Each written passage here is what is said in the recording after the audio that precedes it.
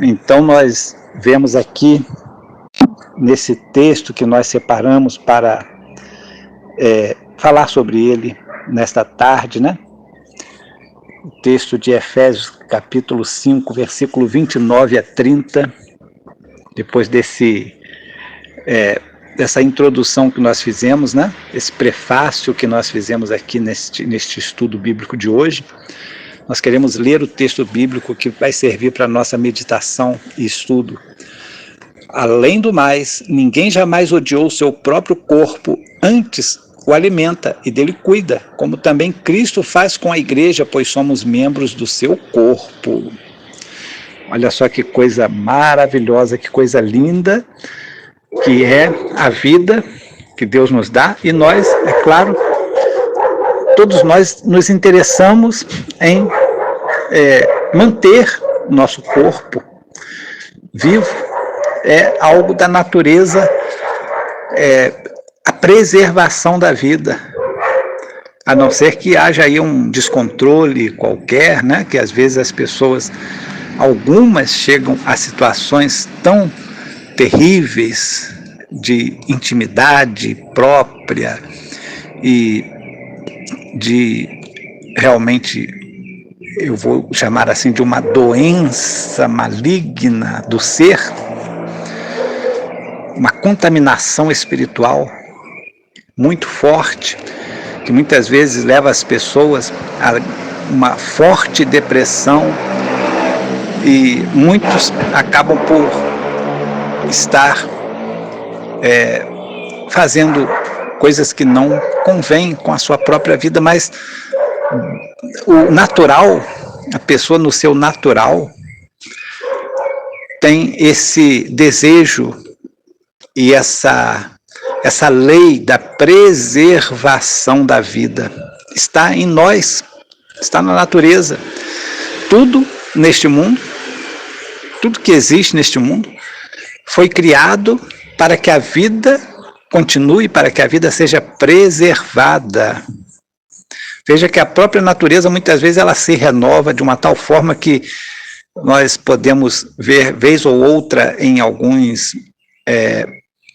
noticiários, de que uma espécie desaparecida há tantos anos, ou considerada desaparecida, de repente reaparece, ressurge, e não se sabe exatamente como que isso acontece, né? Existem aí pesquisas e tudo, mas não se sabe ainda como que essas coisas acontecem. Será que ficou algum casal desses animais, ou alguns exemplares em outro local, ou mesmo que não se tinha notícia, foi escondido em algum lugar, né? Algumas formas dessas espécies que desapareceram, foram consideradas desaparecidas, e de repente ressurgiram, foram vistas novamente. Então é algo maravilhoso, que a natureza já está pronta para que nós venhamos a nos ajustar, e a preservação da vida é uma das leis da natureza que faz parte do nosso viver. Nós queremos nos preservar, inclusive até mesmo contra o próprio sofrimento.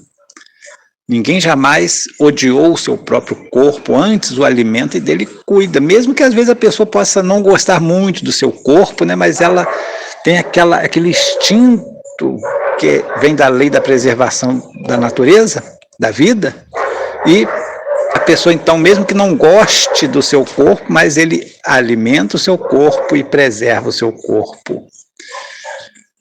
Isso estava se falando aqui, o apóstolo Paulo estava fazendo um comentário sobre casais, isso mesmo, e ele fazia as comparações, e o ensinamento dele, fazendo comparação de que o marido e a mulher, como um corpo só em Cristo, em Deus, quando se juntam no matrimônio, então essas duas almas passam a ser um corpo, como um corpo só diante de Deus. E este corpo digamos assim, um cuida do outro. Nesse sentido que está sendo falado aqui. Mas, ao final dessas explicações que o apóstolo Paulo traz, ele nos dá essa referência maravilhosa, que ele, na verdade, não estava falando simplesmente de um casamento. É claro que ele fez aquelas declarações e aquelas comparações, mas ele estava comparando este mistério do casamento com um mistério entre Cristo e a igreja. Então ele diz: assim como ninguém jamais odiou seu próprio corpo, antes o alimenta e dele cuida, assim também Cristo faz com a igreja, pois somos todos membros do seu corpo. Aleluias, louvado seja Deus. Deus tem um amor tão especial para com a igreja. Cristo tem um amor tão especial para com a igreja, que é uma criação de Deus dos últimos tempos. A igreja, ela era anteriormente apenas existente num conceito oculto, num conceito que não era conhecido, era algo que estava no pensamento de Deus, mas não estava aparecendo, não havia ainda a forma daquele pensamento divino, não se havia formado, não era tempo de formação ainda daquela estrutura que é o corpo de Cristo. E assim como a igreja é um corpo, e Cristo é a cabeça deste corpo, então nós somos membros uns dos outros e somos membros do corpo de Cristo, fazemos parte deste corpo que é de Cristo.